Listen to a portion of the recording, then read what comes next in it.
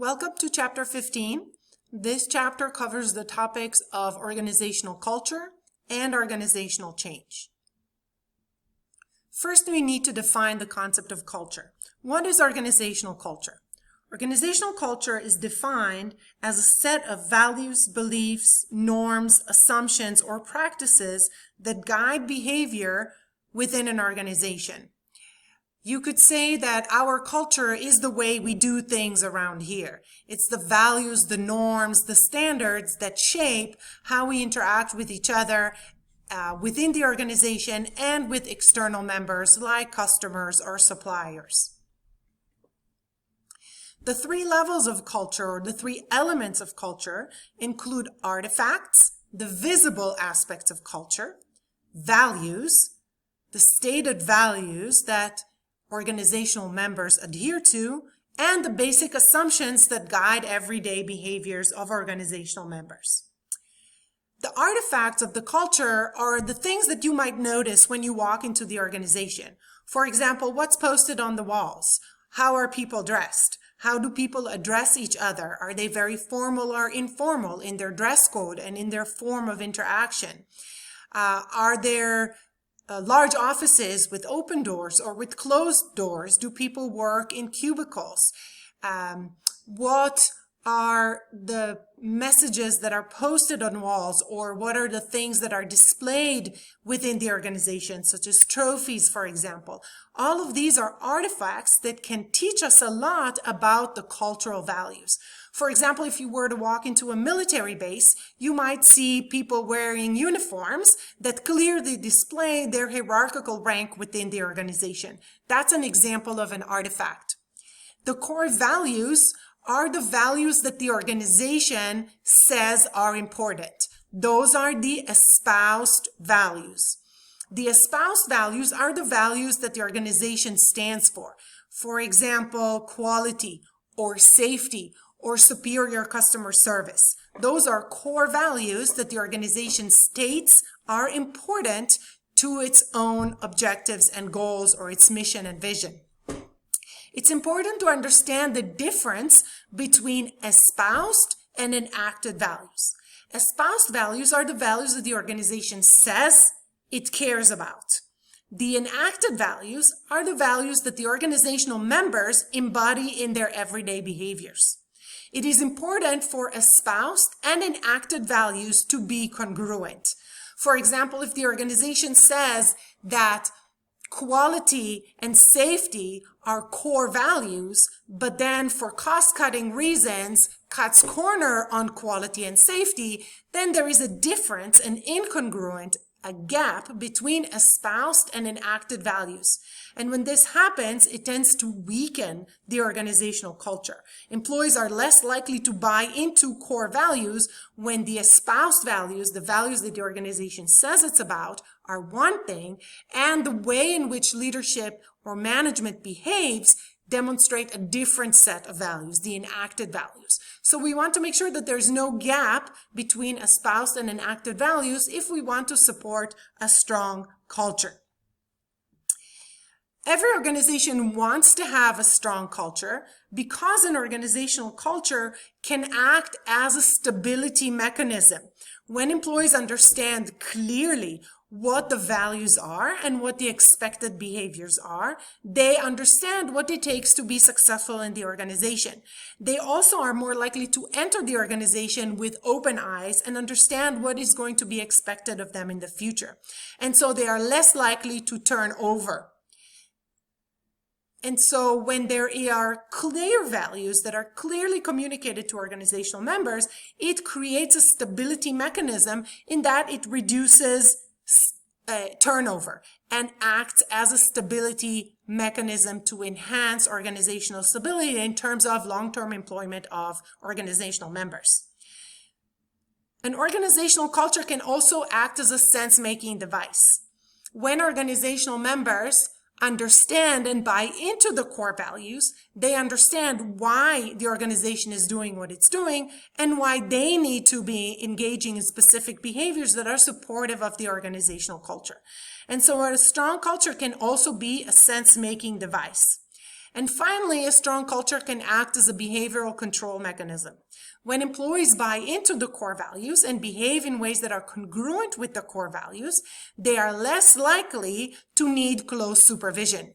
And so the cultural values and the norms themselves act as a behavioral control mechanism, which assures us that employees will behave in ways that are consistent with the core values, even when nobody is watching.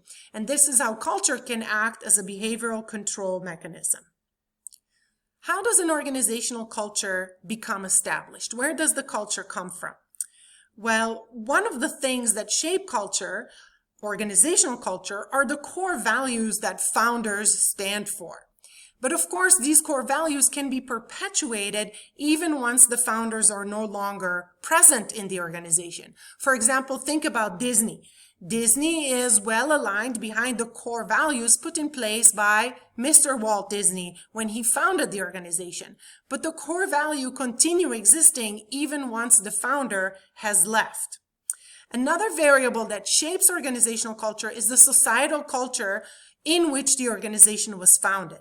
And so there is likely to be an influence of the societal values that we discussed in the beginning of this semester on the values of the organization. So a Japanese organization is likely to be influenced by Japanese societal culture. American organization is likely to be influenced by American societal culture, and so on. And of course, the current management team also serves to create and perpetuate the culture. Once the organization is established and the values are put in place by the founder, by the management team, and also shaped by societal culture, how do we transmit the culture from generation to generation? As employees come and go, how does the organization sustain its culture? There are different things that organizations can do to sustain the culture and transmit it from one generation of employees to another. One thing that organizations can do is have formal statements in place, such as a mission statement or a vision statement. Those clearly communicate the organizational values, the espoused values that we talked about earlier. Another thing that organizations can do is to carefully hire and select organizational members. Organizations want to hire people who fit and buy into the core values of the organization. This is another way to sustain and transmit the culture from generation to generation, by hiring people who understand and buy into the core values. Another thing is to socialize newcomers into the organizational culture. The socialization process is a process that turns outsiders into insiders. When the newcomers learn about the values, the norms, the assumptions, and adjust and adapt to the organizational culture. Socialization can take 3 months, which is usually the probationary period in most organizations when you become a full-time employee after 90 days. But in some organizations, these probationary periods can be much longer. For example, it can take several years to become a partner in a law firm. It can take 6 years to become a tenured professor at a university. So some organizations are going to have longer socialization periods, while others might have shorter socialization periods.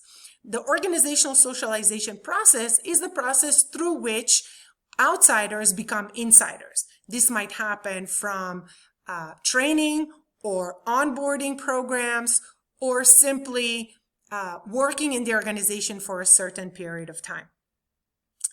Another tool that organizations can use to perpetuate and transmit the culture are performance reviews.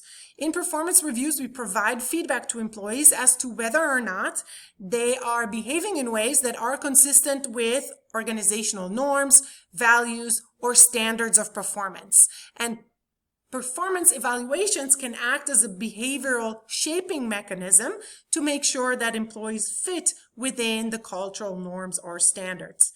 Of course, just as we evaluate performance, we can also reward performance. And so any kind of reward, like a promotion or a raise, can serve as a reinforcer for desirable behavior among people who behave in ways that are congruent with the cultural norms. And so there are different things that organizational managers, leaders, supervisors can do to transmit the culture and make sure that the culture is perpetuated from generation to generation. Formal statements like mission and vision statements, hiring and selection, socialization, performance appraisal, and organizational reports. Of course, there might be times when we want to change the organizational culture because it is no longer supportive of our strategic objectives. And so when an organization wants to change the organizational culture, it has to factor in that this might be a very long process, and it can take a long time to change organizational culture. For example, earlier this semester when we discussed the Challenger disaster in relation to the groupthink, this represents a great example of how difficult it can be to change culture. The Challenger disaster happened in 1986. And in the investigation after the Challenger disaster, there was significant evidence to demonstrate that it was caused by groupthink. The Columbia disaster happened in 2003, and the investigation post-Columbia identified some of the key issues that led to this disaster, and those were very similar to the issues that led to the Challenger disaster. So in spite of the 16 years that elapsed, NASA was still struggling to change its organizational culture. So it's important to understand that changing culture is difficult, but possible. Why would an organization want to change its culture? If the culture no longer supports its strategic goals, we talked about strategy last chapter. If the culture no longer supports the strategic goals, the organization might want to change a culture. Might want to make its culture less or more formal, less or more collaborative, and so on. Other reasons to change a culture might be when the culture is overly strong and acts as a strong control mechanism which prevents the organization from meeting its goals. A strong culture can be a barrier to change, as is clearly demonstrated in the NASA example. A strong culture can also be a barrier to diversity, because if in order to perpetuate the culture we hire people who fit in, we are more likely to hire more and more of the same people, which might act as a barrier to diversity. And a strong culture might also be a barrier to mergers and acquisitions. Many organizations grow through mergers and acquisitions, both domestically and globally. And when the culture, the organizational culture, is very strong and very different from the organization with which we want to merge or the organization that we want to acquire, this might be a barrier to a successful integration of the two organizations.